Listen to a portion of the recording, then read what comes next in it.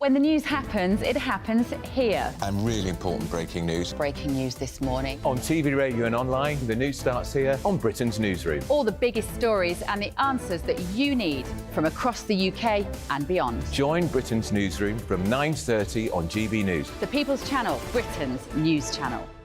Join me, Patrick Christie's, Monday to Friday, 3 till 6. We tackle the day's news agenda like you've never seen before. It's high tempo, high octane, the most controversial topics and the best guests. You will not be able to take your eyes and ears off it. I'm not afraid to ask the questions that you really want answered. 3 till 6 p.m, Monday to Friday on GB News, the People's Channel, Britain's news channel.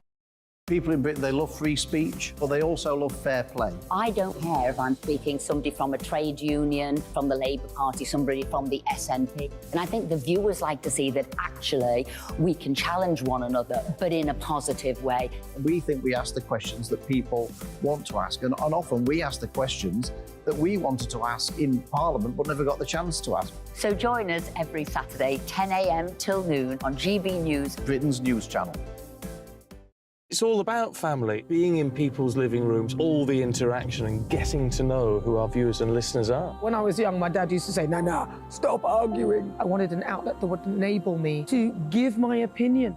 People are going through a really hard time right now, and I know that you don't feel like you're being listened to by the establishment. I came to GB News because it's the People's Channel, and I want the audience to have their say on the events of the day. We're dynamic. We do something different. Democracy shows that the wisdom of the nation is in its people. I get to travel to find out what the story is from a personal perspective. The British people aren't fools. We know when we're not being told the full story. We've got to work out how Britain moves forward from this. It's the best country in the world. The establishment had their chance. Now we're here to represent your views. Britain's watching. Britain's watching. Britain's watching. We're proud to be GB News, the People's Channel, Britain's news channel.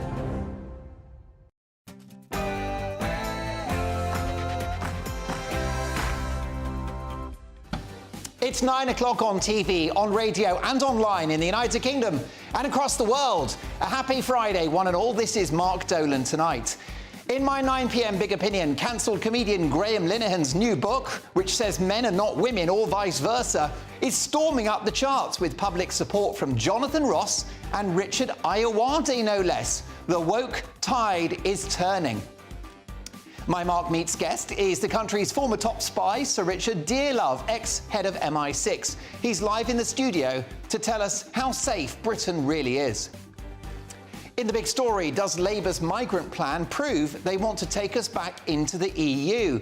I'll be asking the co-founder of Vote Leave live from the United States, Douglas Carswell. And I'm looking forward to this. In my take at 10, super lovey Stephen Fry thinks Brexit's been a disaster.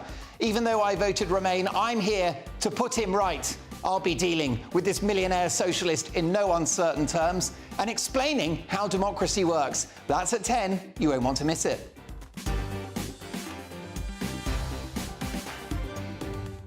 Sebastian's directing, Mark is producing. It's going to be a corker. 2 hours of big opinion, big debate and big entertainment. It is Friday. Let's have some fun, shall we? And plenty of debate along the way. Lots to get through. You won't want to miss a second. First, the headlines with Polly Middlehurst.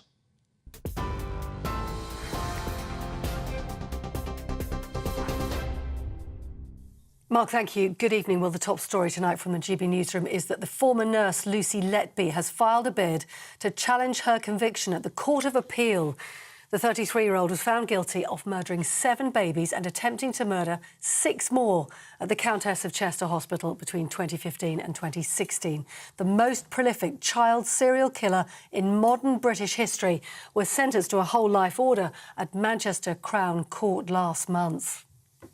Well, also in the news today, unions have vowed to fight the government, as they say, tooth and nail, after a £500 million government investment in Tata Steel, they say, has put 3,000 jobs at risk.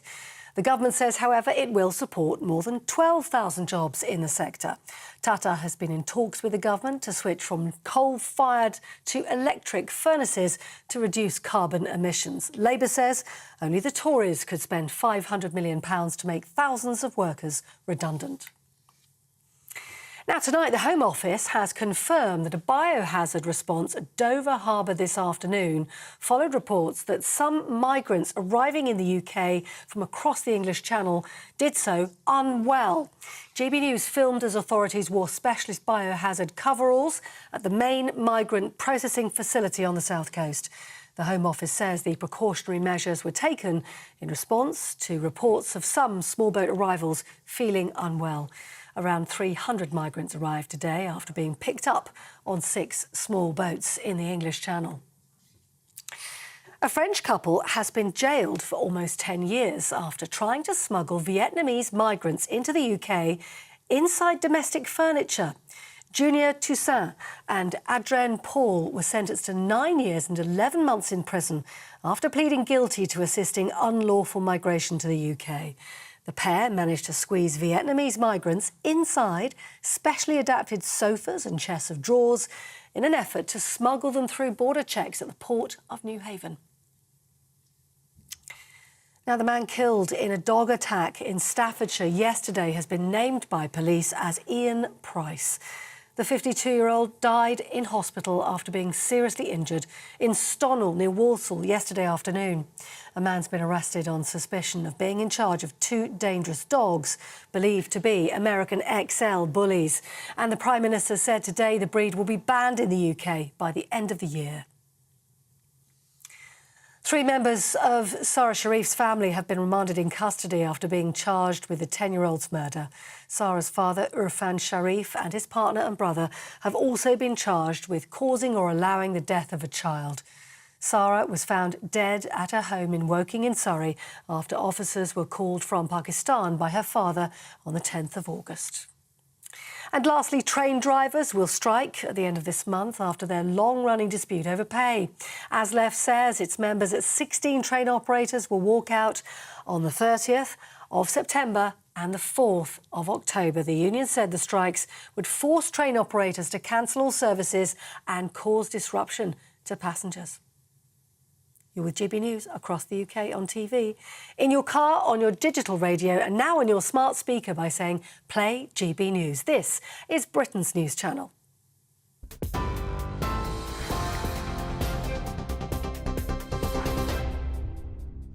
My thanks to Polly Middlehurst, who returns in an hour's time. Welcome to Mark Dolan tonight. Happy Friday, one and all. The weekend starts here.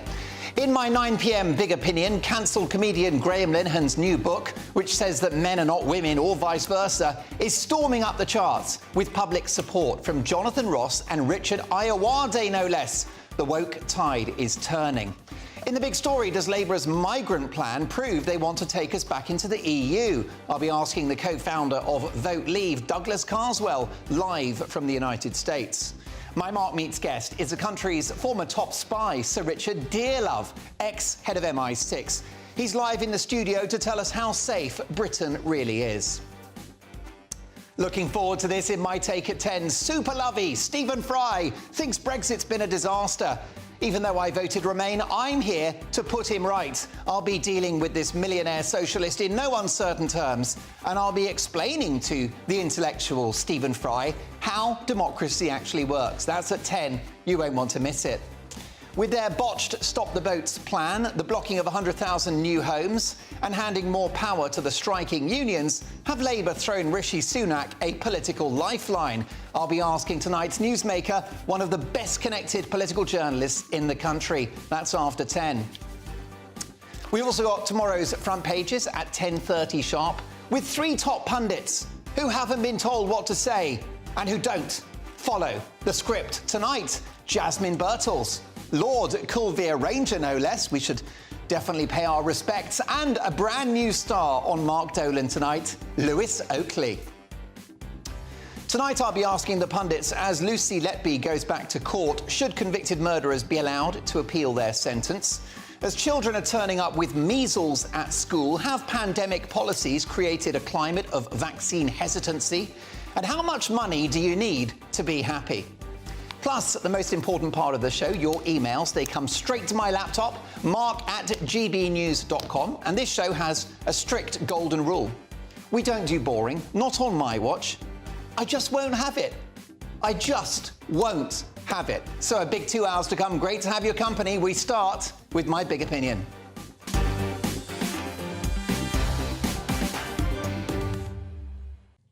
On this show, we do like a bit of good news where we can find it, especially on a Friday night.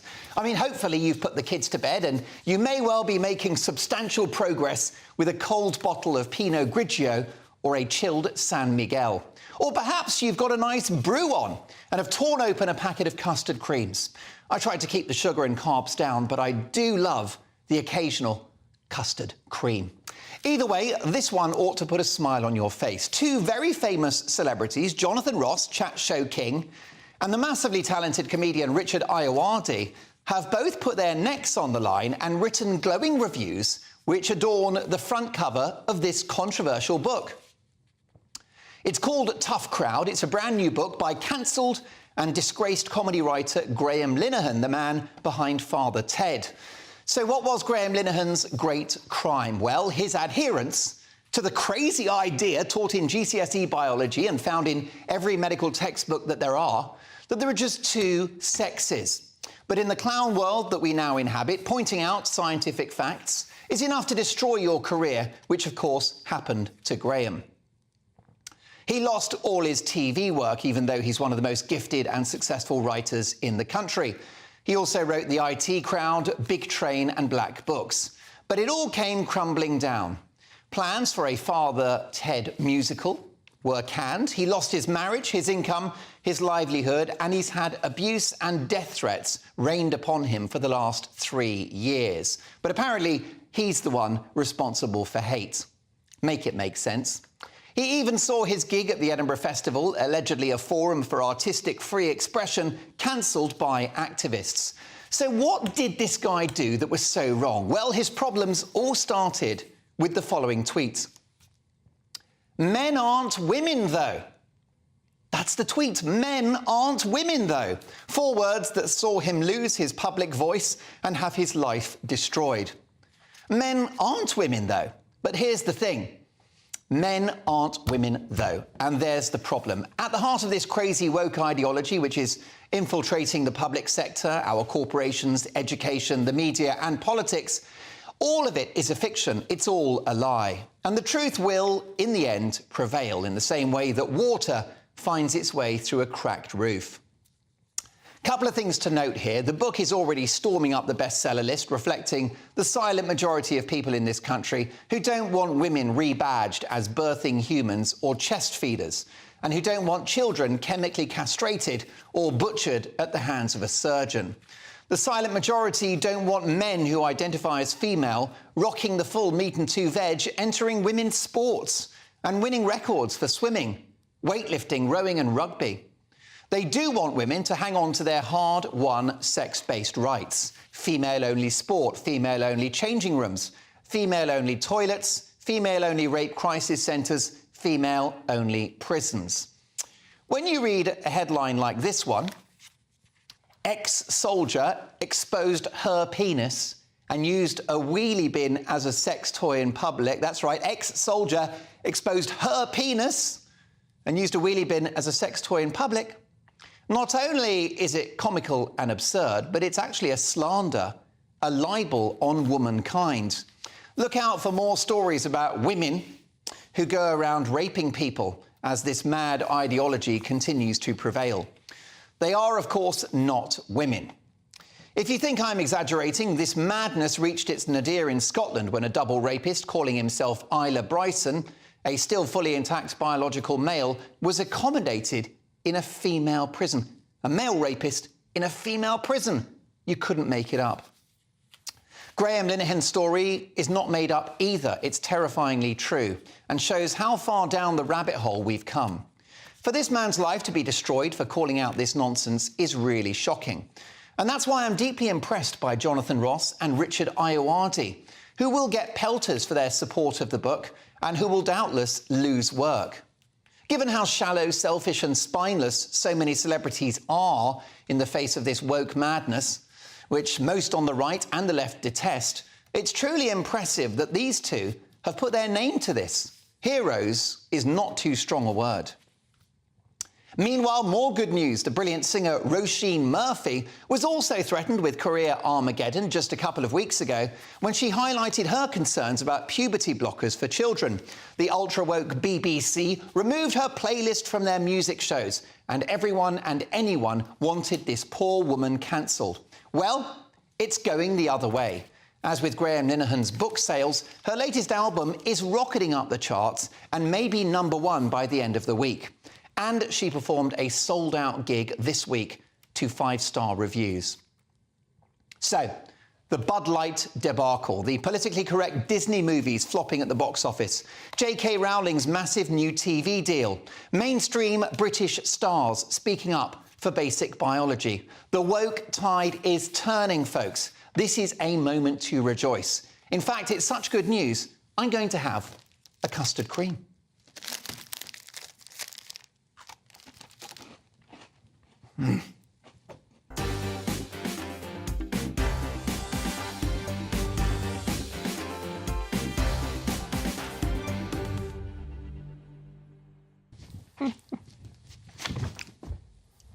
Nice one.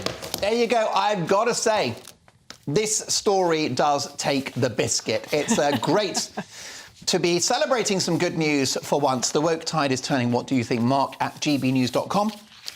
Critics of Graham Linehan would argue that what he has said is very upsetting for people who are trans, and all they want to do is have a more inclusive society. So let me know your thoughts. Mark at GBNews.com. I'll get to your emails shortly, but first, tonight's top pundits, Jasmine Birtles, Lord Coolvere Ranger and Lewis Oakley. Lewis, great to have you back on. Not back on show, back on show for the very first time. Welcome to Mark Dolan tonight. I've never been invited on. Oh, well, sofa as well. Whenever I've been here before, I'm just at the desk. No, always. We like relaxing on a sofa. Very comfortable nice. on Mark Dolan tonight. Listen, were you comfortable with what I had to say about Graham Linehan's treatment? Not really. So look, as the bisexual one and the LGBT one on the panel, of course, I think that we need to have a lot more compassion with trans people. They're a small minority, and I understand when you see these stories that make the headlines, the thing with the beard and the rapist in the jail, I understand that people see that and are wound up by it. But, you know, that is such a small minority of the minority anyway. And when I'm out with, like, trans people and trans friends, like, we're just having a good time. And I think that people miss the human elements of it. I know that trans is a big issue. We're not going to solve it all now. It is an issue of our times, and the whole thing about sports and stuff, that's going to be the debate that is going on. I don't think that Graham's hot takes were helpful. You know what I mean? It just wasn't nice. It didn't really need to be said. It didn't evolve the conversation in any helpful way. That said, I think your point is about wokeness, and I will say, I don't think you have to be woke to have an issue with what he said about trans, but I will say, I do think the tide is turning a little bit on the wokeness, with people not wanting to be preached to, with people not wanting to be told something's good just because it's got a lot of diverse people in it. And, you know, to the point on people endorsing the book, they're endorsing the book, right? They're not endorsing his hot takes on trans. They're endorsing the book. And I think that people are now being able to more separate, look, I don't agree with you on this, but I'm not going to completely write you off, and your book was OK. Well, what do you think about this, Coolvere? Because I certainly have got no issue with trans people. I've got close friends who have been on that important journey. If you are Dave and now you want to become Caroline, no problem. I'll call you Caroline and I'll say she, because I think that's a courtesy. But what I won't have is biological men in women's prisons or seeing children having their bodies changed as a result of a crazy ideology. Well, you and I will agree on that entirely. You know, none of us have an issue about people who, well, I don't, with trans people and what they're going through. In fact, I have more sympathy because we're in an era where we are more sympathetic to people and the challenges that they face. But I think what we're actually talking about here is freedom of speech and cancel culture. And this was a prime example of it, where Graham, and I've just placed an order for his book, pre-order, so keep that going, because he should be allowed to say what he wants to say without threat of being cancelled and his career being ruined, especially as we are witnessing that there's probably a silent majority of people who are not understanding why he is being cancelled, and therefore we have to question this cancel reasoning and justification for it. I think the debate of our time, one of the debates of our time, is trans, but as you've said, Lewis, and you've said, Mark, it's the proportion of this debate. OK, it's disproportionate, and people feel the changes that we're now having to accommodate could be, or the size of this debate is disproportionate to the wider population. Jasmine? Yes, absolutely. I mean, I agree that it is the size of the debate. We're talking about a tiny, as Lewis said, a tiny number of people, and yet the rest of us have to move around, and particularly women have to set aside everything, it seems, about ourselves for this tiny minority. And, you know, like everybody here, I've got friends who are trans. You think most people, I would say the vast majority of people in this country and in many countries would like, fine, that's what you want to do what you like. But it's do not force it on us, and in particular, do not try to cancel women, because this is what it feels, as you say, chest feeders, birthing people. No, we are women, and we have the right to safety. And I think that is very much Graham Linehan's point, and that's how I certainly support him, and I'm buying the book as well. Not just for the book, but to support him and what he's been doing very courageously, I think. Yes, and I can't find anything truly controversial that he has said. But what do you think, Mark, at GBnews.com? Coming up next in the big story, have Labour's migrant plans proved that they want to take us back into the EU? I'll be asking the co-founder of Vote Leave, Douglas Carswell, live from the United States. That's next.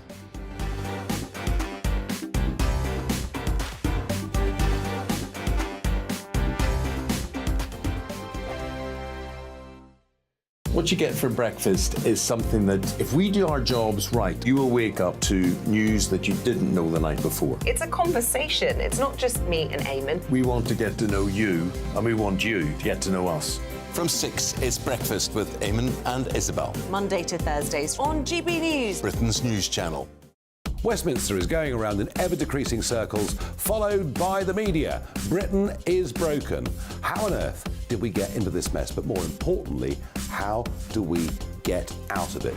Join me at 7 p.m, Mondays to Thursdays on Farage, here on GB News. We will have open, rational debate. We've got to work out how Britain moves forward from this. Join us here on GB News, the People's Channel. Britain is watching. When the news happens, it happens here. And really important breaking news. Breaking news this morning. On TV, radio and online, the news starts here on Britain's newsroom. All the biggest stories and the answers that you need from across the UK and beyond. Join Britain's newsroom from 9:30 on GB News. The People's Channel, Britain's news channel. Join me, Patrick Christie's, Monday to Friday, 3 till 6. We tackle the day's news agenda like you've never seen before. It's high tempo, high octane, the most controversial topics and the best guests. You will not be able to take your eyes and ears off it. I'm not afraid to ask the questions that you really want answered. 3 till 6 p.m, Monday to Friday on GB News, the People's Channel, Britain's news channel. People in Britain, they love free speech, but they also love fair play. I don't care if I'm speaking somebody from a trade union, from the Labour Party, somebody from the SNP. And I think the viewers like to see that actually we can challenge one another, but in a positive way. We think we ask the questions that people want to ask, and often we ask the questions that we wanted to ask in Parliament but never got the chance to ask. So join us every Saturday, 10 a.m. till noon on GB News, Britain's news channel. It's all about family, being in people's living rooms, all the interaction and getting to know who our viewers and listeners are. When I was young, my dad used to say, "Nana, stop arguing." I wanted an outlet that would enable me to give my opinion. People are going through a really hard time right now, and I know that you don't feel like you're being listened to by the establishment. I came to GB News because it's the People's Channel, and I want the audience to have their say on the events of the day. We're dynamic. We do something different. Democracy shows that the wisdom of the nation is in its people. I get to travel to find out what the story is from a personal perspective. The British people aren't fools. We know when we're not being told the full story. We've got to work out how Britain moves forward from this. It's the best country in the world. The establishment had their chance. Now we're here to represent your views. Britain's watching. Britain's watching. Britain's watching. We're proud to be GB News, the People's Channel, Britain's news channel.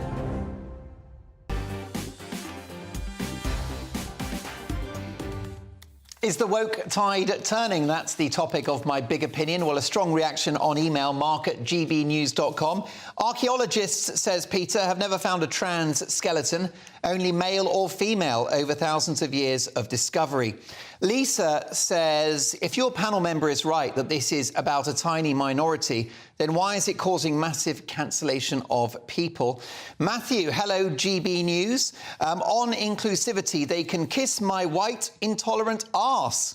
Blimey, strong language for a Friday night, Matthew.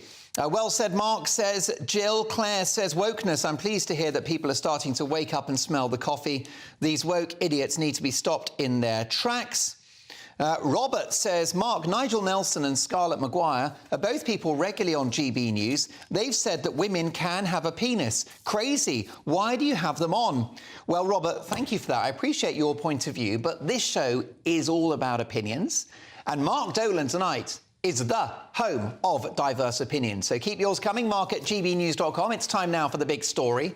And Labour has defended its proposals to tackle the small boats crisis after the government accused it of pursuing an effective open border policy.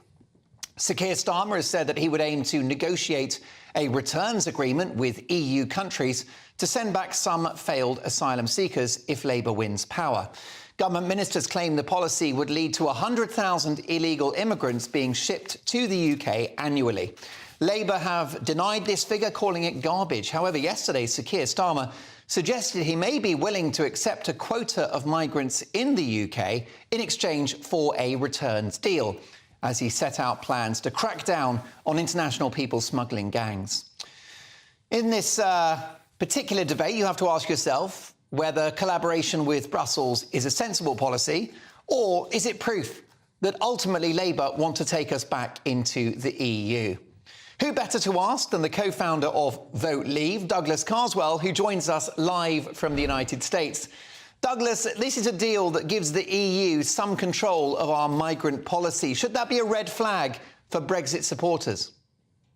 We should be very concerned. Look, Mark, who would have thought 7 years ago when we voted to leave the European Union that 7 years on, not only would we have no control over our borders with almost 50,000 people coming across on the small boats, but that we would have the prospective next Prime Minister of the United Kingdom, Keir Starmer, advocating that we should hand over control to Europe, a decision on whether or not to allow in 100,000 migrants from Europe.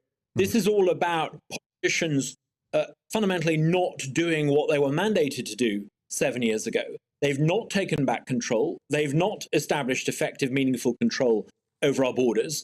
And now they are actively looking to align us with the European Union in sharing the failure of Western Europe to control its own borders. It's not what people voted for.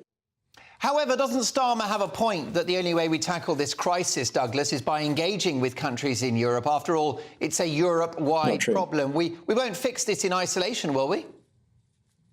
It's not true that we solve this problem by collaborating with Europe to share the number of illegal migrants coming into Europe. Look, there are other countries around the world who deal with the problem of illegal migrants coming in by removing them. I wonder what would happen if you were to go to Japan or China or India and to outstay your visa. You would be simply removed by that country. What we're seeing in Western Europe is not merely, or in Britain, is not merely a collapse of administrative competence by the government. It's not so much an economic collapse we suffer from. It's a moral collapse. The people who are supposed to run the country lack the moral confidence to remove people who come in unlawfully. And that is a profound problem. When you're governed by a ruling elite that doesn't ultimately believe in using the force of the state to secure its borders, you cease to be an effective country. Look, Western Europe is about to experience a huge demographic surge as the consequences of below replacement level birth rates coupled with the very high birth rates in the Middle East and North Africa. It means that Western Europe is about to have a surge of people wanting to come in. If we cannot cope with 50,000 people in 2023 trying to cross the English Channel, goodness knows what's going to happen in the next 10 or 20 years. This is a really serious problem, not just for the UK, but for Western Europe. Simply collaborating with Europol to agree to take a portion of the illegal migrants coming into Europe is no solution at all. Is Brexit safe in Labour's hands? Absolutely not. I think what we see with the Labour Party is an attempt to basically realign the UK to Europe. They're trying to do this explicitly when it comes to coping with illegal migration. I think you'll start to see Labour try to do this in other areas, to try to align Britain with Europe-wide failure. It's not what people voted for 6 or 7 years ago. Tragically, though, the reason why the Labour Party is allowed to do this is because of the absolute dog's breakfast that the current Conservative Party has made of Britain post-Brexit. They have essentially failed in basic competent administration, and this allows Labour to then come in and, in effect, argue that realigning ourselves with Europe is some sort of solution to our problems. Douglas, always great to have you on the show. Have a great weekend. We'll catch up soon. My thanks to the co-founder of Vote Leave, Douglas Carswell. Coming up, Lucy Letby, is she the victim of a miscarriage of justice? First, the weather. That warm feeling inside. From Boxed Boilers. Proud sponsors of weather on GB News. Hi there, it's Aidan McGivern here from the Met Office with the GB News forecast. It's going to stay warm in the south over the next 24 hours. It's going to stay cool in the north. But through the weekend, there's an increased chance of thundery showers in places as the humidity rises. For the time being, a weather front is stuck across a central swathe of the UK. That's been bringing wet weather all day, really across central and southern Scotland, northern England, Northern Ireland. That continues into the night time. To the far north, we keep clear spells and a few showers. Temperatures dipping in northern Scotland to 3 to 6 Celsius in places. But it's a warm night across much of England and Wales, mid-teens in places. And as the night goes on, an increased chance of some of these thundery showers turning up across parts of Wales and the southwest. These will tend to fade away during the morning once again, and then a fine day for much of the southern half of the UK. An outside chance here and there of the odd thundery shower popping up, but otherwise a lot of fine weather, sunny spells and temperatures reaching 26 or 27 Celsius towards the southeast. It's going to dry up as well across these central parts with the rain easing away. A clear start then on Sunday for Scotland, but a chilly start with the frost in places here. Warmer elsewhere, and through the day on Sunday we're going to see humid air drift north across the UK, and with lowering pressure that will lead to the risk of thundery rain pushing north as well. Monday, further heavy downpours and thunderstorms, and then it turns cooler in the south. That warm feeling inside. From Boxed Boilers. Proud sponsors of weather on GB News. Coming up with tonight's top pundits, as Lucy Letby gets back to court, should convicted murderers be allowed to appeal their sentence? Is Lucy Letby an unlikely victim of a miscarriage of justice? As children are turning up with measles at school, have pandemic policies created a climate of vaccine hesitancy? And how much money do you need to be happy?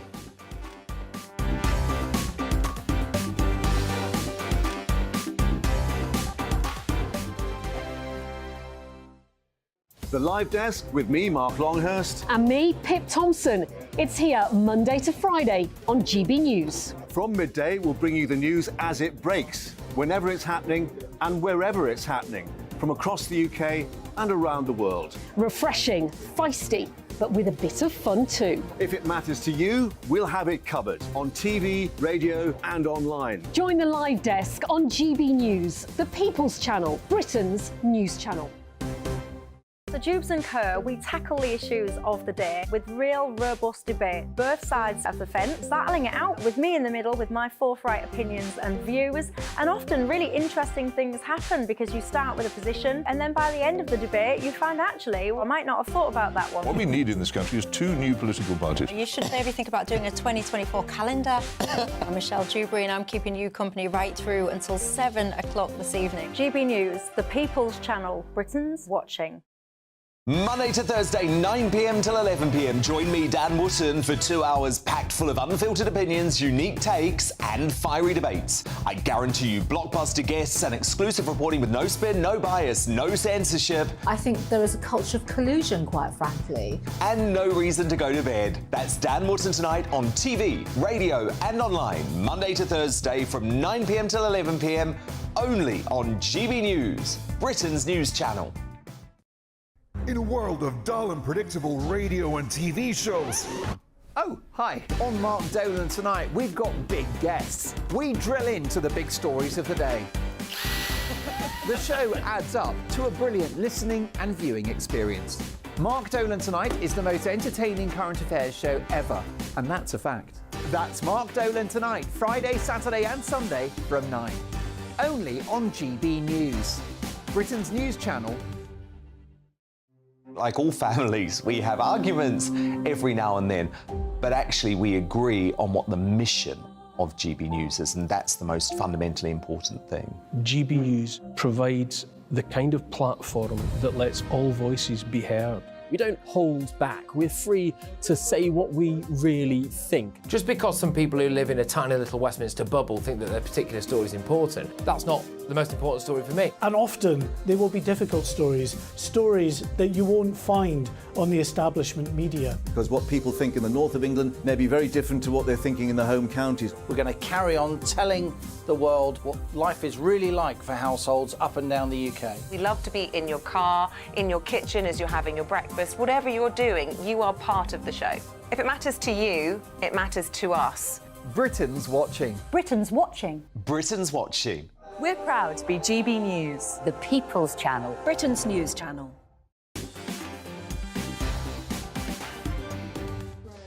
I'll get to your emails shortly, but reacting to the big stories of the day. Tonight's top pundits, financial and business journalist Jasmine Birtles. MoneyMagpie.com is her brilliant website. Lord Culvier Ranger, the broadcaster and former advisor to Boris Johnson. And a brand new star on Mark Dolan Tonight, podcaster and commentator Lewis Oakley.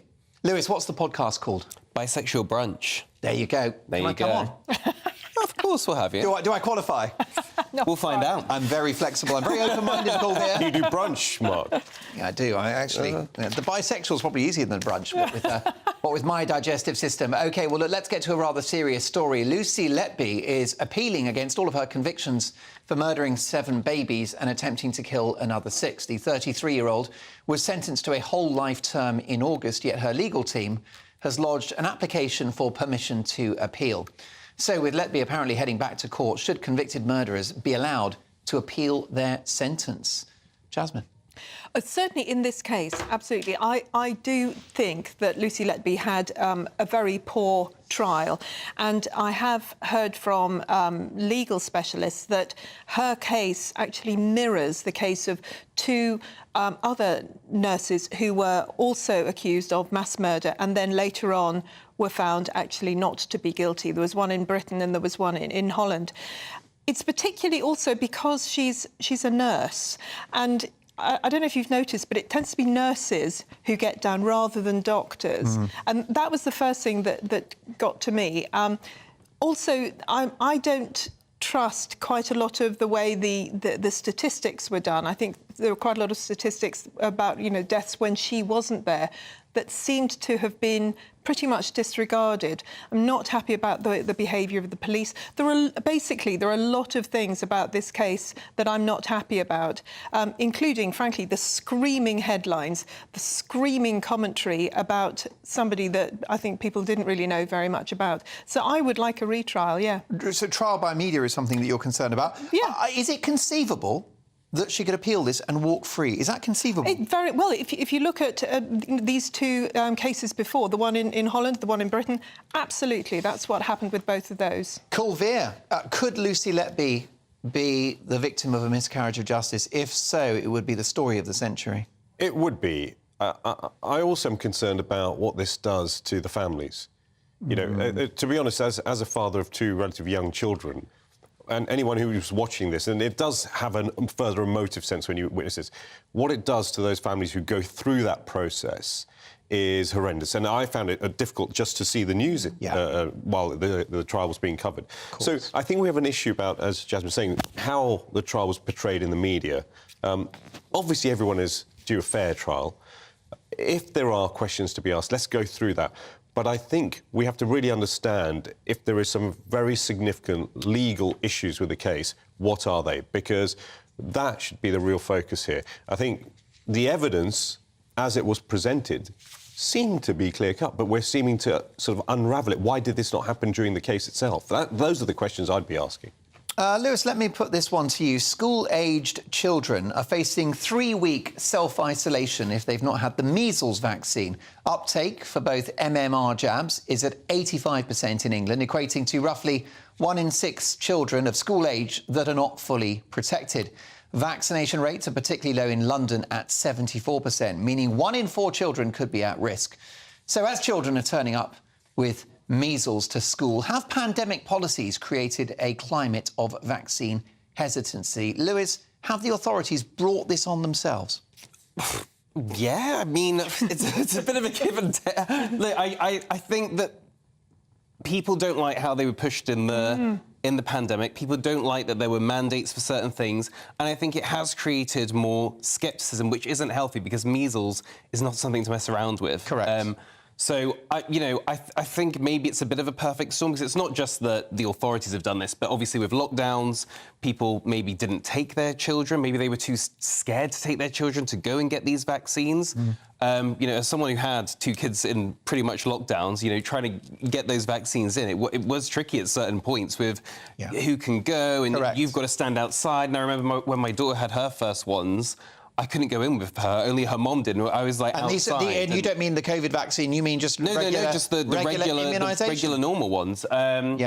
So, look, it's a tough one. I think that we need to get the message out there because you might have been sceptical about the COVID vaccine, but these ones, I mean, this is not something to mess around with. Well, I'm angry about this, Jasmine. I think the chickens have come home to roost because vast swathes of the population were heavily pressured to have a vaccine that perhaps statistically they didn't need, and now here we are. Well, exactly, yes. I mean, they can't be surprised. But what this story looks to me like a business, actually. I think that this has been pushed big time by the pharmaceutical companies who've gone, as you say, scary, scary. People aren't taking our vaccines, because of the way we've behaved. We must now push the fear. Because actually, apparently this year there's only been 125 cases of measles. Before that, last year, this is what I'm told, it was 55. So they can say, oh, it's doubled, but it's still actually very small. I'm not aware of, I haven't heard figures for any children who've died of it.